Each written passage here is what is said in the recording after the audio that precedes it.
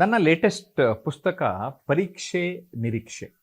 ಈ ಪರೀಕ್ಷೆ ನಿರೀಕ್ಷೆ ಕೃತಿ ಈ ಒಂದು ಪರೀಕ್ಷೆಯ ಸಂದರ್ಭದಲ್ಲಿ ಬಿಡುಗಡೆ ಕೂಡ ಆಗಿದೆ. ನಿರೀಕ್ಷೆ ಅಂತ ಯಾಕಿಟ್ಟೆ ಅಂತ ಅಂದರೆ, ಪೋಷಕರಿಗೆ ಮತ್ತು ಶಿಕ್ಷಕರಿಗೆ ವಿದ್ಯಾರ್ಥಿಗಳ ಬಗ್ಗೆ ಏನೋ ಒಂದು ನಿರೀಕ್ಷೆ ಇರ್ತದೆ. ವಿದ್ಯಾರ್ಥಿಗಳು ಈ ಪರೀಕ್ಷೆಯಿಂದ ಏನೋ ಒಂದು ನಿರೀಕ್ಷೆ ಅಪೇಕ್ಷೆ ಇರ್ತದೆ. ಆದರೆ ಅದನ್ನು ಅರ್ಥ ಮಾಡಿಕೊಂಡು ನಾವು ಸಾಗಿದರೆ ನಮ್ಮ ಯಶಸ್ಸು ಕಟ್ಟಿಟ್ಟ ಬುತ್ತಿ ಅಂತ ಹೇಳೋದಕ್ಕೆ ಇಲ್ಲಿ ಪ್ರಯತ್ನ ಪಟ್ಟಿದ್ದೇನೆ.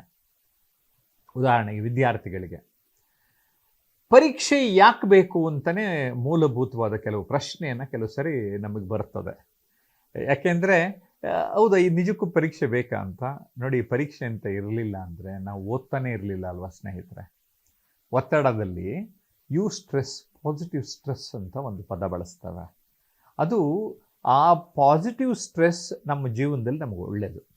ಪರೀಕ್ಷೆ ಅಂತ ಇರೋದು ನಾನು ಓದೋದಕ್ಕೆ, ಇಷ್ಟು ದಿನ ಇದೆ ಪರೀಕ್ಷೆ, ನನ್ನನ್ನು ಸನ್ನದ್ಧತೆ ಕಡೆಗೆ ಕೊಂಡೊಯ್ಯೋದಕ್ಕೆ ತುಂಬ ಸಹಾಯ ಮಾಡುತ್ತೆ. ಆ ಒಂದು ದೃಷ್ಟಿಯಲ್ಲಿ ಪರೀಕ್ಷೆಯನ್ನು ಸಕಾರಾತ್ಮಕವಾಗಿ ನಾವು ನೋಡೋಣ.